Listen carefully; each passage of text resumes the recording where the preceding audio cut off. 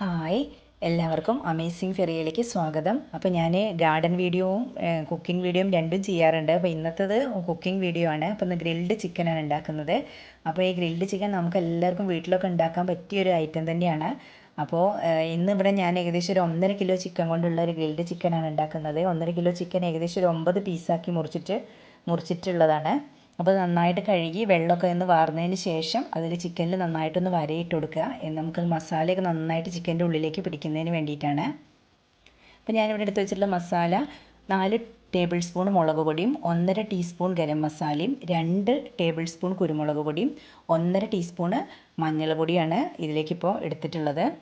ഇനി ഇതെല്ലാം കൂടെ നന്നായിട്ട് ആവശ്യത്തിന് ഉപ്പും ചേർത്തിട്ട് നന്നായിട്ട് മിക്സ് ചെയ്യുക.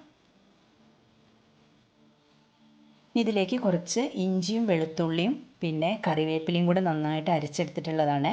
അതും കൂടെ ഇതിലേക്ക് ചേർത്തിട്ട് ആവശ്യത്തിന് ഉപ്പും ചേർത്തിട്ട് നന്നായിട്ട് മിക്സ് ചെയ്യുക. ഇതിലേക്ക് ഒരു 2 അല്ലെങ്കിൽ 3 ടേബിൾ സ്പൂണോളം തൈര് നമുക്ക് ചേർക്കാം. എന്നിട്ട് ആവശ്യത്തിന് ഉപ്പും കൂടെ ചേർത്തിട്ട് നന്നായിട്ട് മിക്സ് ചെയ്യുക.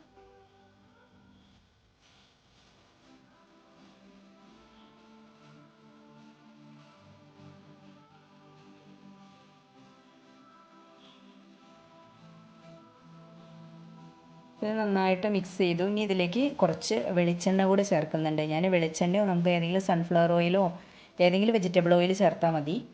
എന്നിട്ട് നന്നായിട്ട് മിക്സ് ചെയ്യുക. അതിന് ശേഷം നമുക്ക് ചിക്കൻ ഇതിലേക്ക് ഇട്ടിട്ട് ചിക്കനിൽ നന്നായിട്ടൊന്ന് മസാലയൊക്കെ ഒന്ന് മിക്സ് ചെയ്ത് കൊടുക്കുക. എന്നിട്ട് നമ്മൾ ഈ ചിക്കനിൽ മസാലയൊക്കെ നന്നായിട്ട് മിക്സ് ചെയ്തതിന് ശേഷം ഇതൊരു 8 മണിക്കൂറോളം ഫ്രിഡ്ജിൽ വെക്കണം. എന്നാലേ മസാലയൊക്കെ നന്നായിട്ട് ഈ ചിക്കനിലേക്ക് പിടിച്ചു കിട്ടുള്ളൂ. അതിന് ശേഷമാണ് നമ്മളിതെടുത്ത് ഗ്രില്ല് ചെയ്യേണ്ടത്.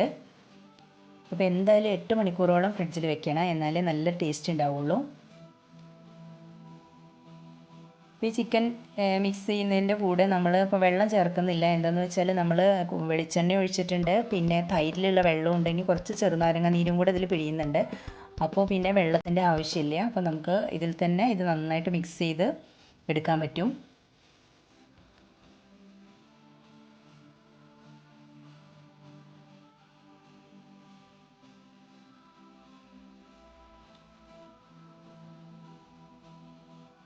ഒരു ചെറുനാരങ്ങയുടെ നീരും കൂടി ഞാൻ ഇതിൽ പിഴിഞ്ഞ് ചേർക്കുന്നുണ്ട്.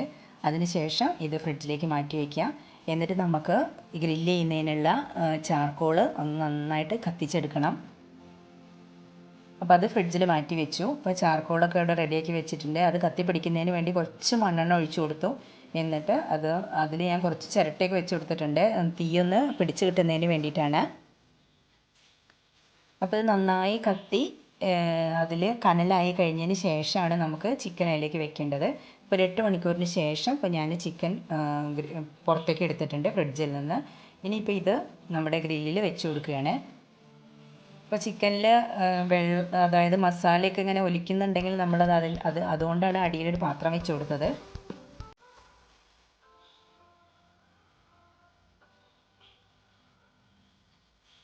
ചിക്കനെല്ലാം നന്നായിട്ട് ഇതിപ്പോൾ കുറച്ചൊന്ന് പുറത്തേക്ക് നിൽക്കുന്നുണ്ട്. അപ്പോൾ അത് നന്നായിട്ട് ഉള്ളിലേക്ക് വെച്ച് കൊടുത്തിട്ട് ഗ്രില്ല് നന്നായിട്ട് ടൈറ്റാക്കി അടയ്ക്കുക.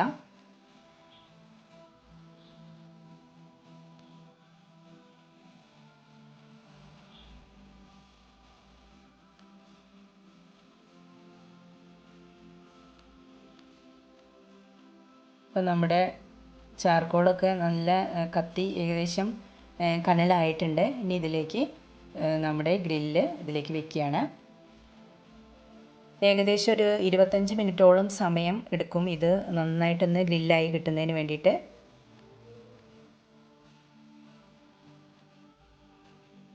ഒരു 10 മിനിറ്റ് കഴിഞ്ഞ് കഴിഞ്ഞാൽ നമുക്കതൊന്ന് അതിൻ്റെ ഗ്രില്ലിൻ്റെ മറ്റേ ഭാഗം ഒന്ന് മറച്ച് വയ്ക്കാം. അങ്ങനെ നമ്മൾ ഇടയ്ക്കൊന്ന് ഇതിങ്ങനെ ഗ്രില്ലൊന്ന് തിരിച്ച് വെച്ച് കൊടുക്കുക. വേവാത്ത ഭാഗം നോക്കിയിട്ട് നമുക്കൊന്ന് ഇടയ്ക്കൊന്ന് തിരിച്ച് വെച്ച് കൊടുക്കാം. ഏകദേശം ഒരു 20-25 മിനിറ്റിനുള്ളിൽ എന്തായാലും നമ്മുടെ ഗ്രിൽഡ് ചിക്കൻ റെഡിയാവും.